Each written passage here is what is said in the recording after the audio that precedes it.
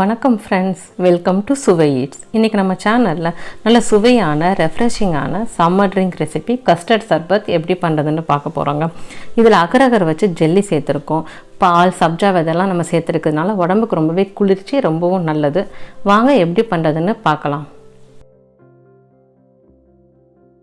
First நம்ம சப்ஜா விதைகள் ஊற வச்சுக்கலாம். அதுக்கு 2 டீஸ்பூன் சப்ஜா விதை எடுத்துருக்கேங்க. இது எல்லா வித சூப்பர் மார்க்கெட், மளிகை கடை, நாட்டு மருந்து கடையில் ஈஸியாக கிடைக்கும். இது ஊற வைக்கிறதுக்கு தேவையான அளவு தண்ணி சேர்த்துக்கலாம். இது ஒரு 10 நிமிஷம் ஊற வச்சுருங்க. இப்போ 10 நிமிஷம் ஆனதுக்கப்புறம் பார்த்தீங்கன்னா இந்த மாதிரி ஊறி வந்திருக்கும். இது உடம்புக்கு ரொம்பவே நல்லது. அடுத்து ஜெல்லி பண்ணுறதுக்கு சைனா கிராஸ் எடுத்திருக்கேன். இது சைனா கிராஸ், அகர் அகர், கடல் பாசி எப்படி வேணால் சொல்லலாம். இது எல்லா வித மளிகை கடை, சூப்பர் மார்க்கெட்டில் ஈஸியாக நமக்கு கிடைக்கும். விலையும் ரொம்ப கம்மி தான். இது ஒரு பவுலில் இந்த மாதிரி உடச்சி சேர்த்துக்கலாம். நான் மொத்தம் 2 பாக்கெட் 20 கிராம் அளவு எடுத்திருக்கேன்.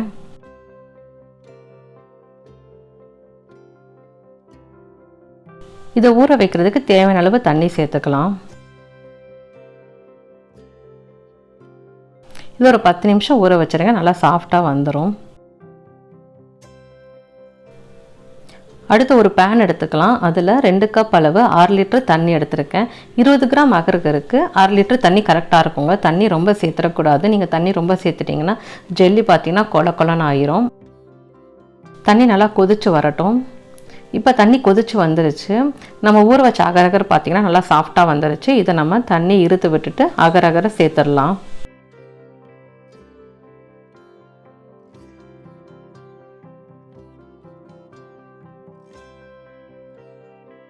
இப்போ இதை குறைவான தீயிலே வச்சு குக் பண்ணிக்கலாம். நம்ம ஏற்கனவே ஊற வச்சுருக்கிறதுனால சீக்கிரமே அகர் அகர் கரைஞ்சிரும்.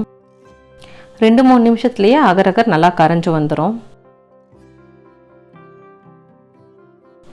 அகர் அகர் நல்லா கரைஞ்சி வந்துருச்சு. இப்போ இது கூட 3/4 கப் அளவு சர்க்கரை சேர்த்துக்கலாம். சர்க்கரை சேர்த்துட்டு நல்லா கலந்து விட்டுக்கோங்க. சர்க்கரை கரைஞ்சி வந்தால் போதும். மிதமான தீயிலே வச்சு குக் பண்ணிக்கலாம். இப்போ சர்க்கரை கரைஞ்சி வந்துருச்சு. ஸ்டவ் ஆஃப் பண்ணிவிட்டு வடிகட்டி வச்சு வடிகட்டிக்கலாம்.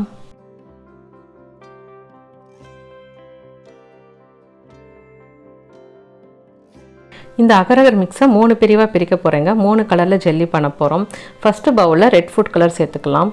அடுத்து க்ரீன் ஃபுட் கலர், அடுத்து மஞ்சள் ஃபுட் கலர் சேர்த்துக்கிறேன். இப்போ அகர் அகர் மிக்ஸை எல்லாத்துலேயுமே கொஞ்சம் கொஞ்சமாக ஊற்றிடலாம். உங்களுக்கு கலர் சேர்க்க விருப்பம் இல்லாட்டி பிளேனாக கூட ஜெல்லி செஞ்சு சாப்பிட்லாம். இது எல்லாத்தையும் நல்லா மிக்ஸ் பண்ணி விட்டுக்கோங்க. ஆறுறதுக்குன்னே மிக்ஸ் பண்ணி விட்டுக்கோங்க. ஆறிட்டா செட் ஆகிரும். எல்லாத்தையுமே மிக்ஸ் பண்ணியாச்சு. இப்போ இதை ஒரு 30 நிமிஷம் அப்படியே வச்சுருங்க. செட் ஆகிரும்.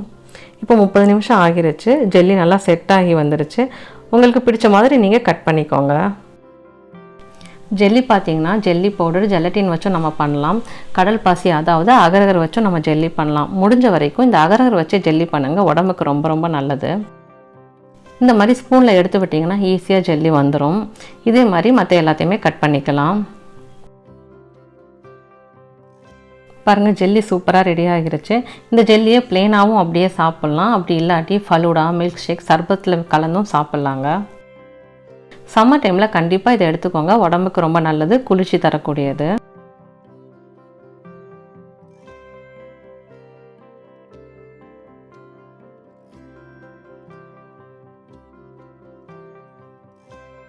அவ்வளோதாங்க, ஜெல்லி ரெடி ஆகிருச்சு.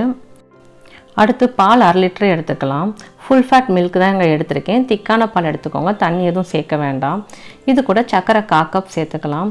1 டேபிள் ஸ்பூன் அளவு கஸ்டர்ட் பவுடர் சேர்த்துக்கிறேன். இதை நல்லா மிக்ஸ் பண்ணி விட்டுக்கோங்க. கட்டி எதுவும் இல்லாமல் நல்லா கலந்து விட்டுக்கணும். கஸ்டர்ட் பவுடர் 1 டேபிள் ஸ்பூன் சேர்த்தா போதும். ரொம்ப சேர்த்திங்கன்னா பால் ரொம்ப திக்காகிரும். இப்போ இதை ஸ்டவ்வில் வச்சு நல்லா காய வச்சுக்கலாம். கைவிடாமல் கிண்டி விட்டுட்டே இருங்க. ஏன்னா கஸ்டர்ட் பவுடர் சேர்த்துருக்கிறதுனால அது அடிப்பிடிக்க ஆரம்பிக்கும். அதனால் கைவிடாமல் கிண்டி விட்டுட்டே இருக்கணும். பால் நல்லா காஞ்சு கொதிச்சு வரட்டும். கஸ்டர்ட் பவுடர் சேர்த்துருக்கிறதுனால பால் நமக்கு திக்காக ஆரம்பிக்கும். இப்போ பாருங்கள், பால் நல்லா காஞ்சிருச்சு. லைட்டாக திக்காகிருச்சு. இது கரெக்டான கன்சிஸ்டன்சி. இந்த டைமில் நம்ம ஸ்டவ் ஆஃப் பண்ணிடலாம். ஆறுனதுக்கப்புறம் ஃப்ரிட்ஜில் வச்சிடலாம்.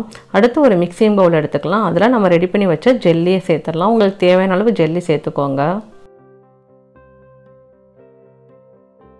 அடுத்து இது கூட நம்ம ஊற வச்ச சப்ஜா விதைகளை சேர்த்துடலாம்.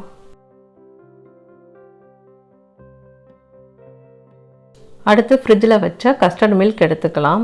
கஸ்டர்ட் மில்க் பார்த்திங்கன்னா நம்ம ஸ்டவ் ஆஃப் பண்ணும்போது லைட்டாக திக்காக இருந்துச்சு. பட் இப்போ பார்த்திங்கன்னா இன்னும் கொஞ்சம் திக்காக இருக்குது. இதை எல்லாத்தையுமே நல்லா மிக்ஸ் பண்ணி விட்டுக்கோங்க.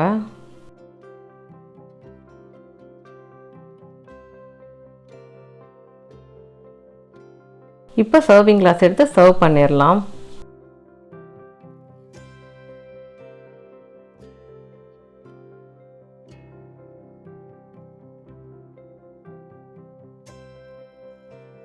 அவ்வளோதாங்க, கலர்ஃபுல்லான ரெஃப்ரெஷிங்கான சம்மர் ட்ரிங்க் கஸ்டர்ட் சர்பத் சூப்பராக ரெடி ஆயிருச்சு.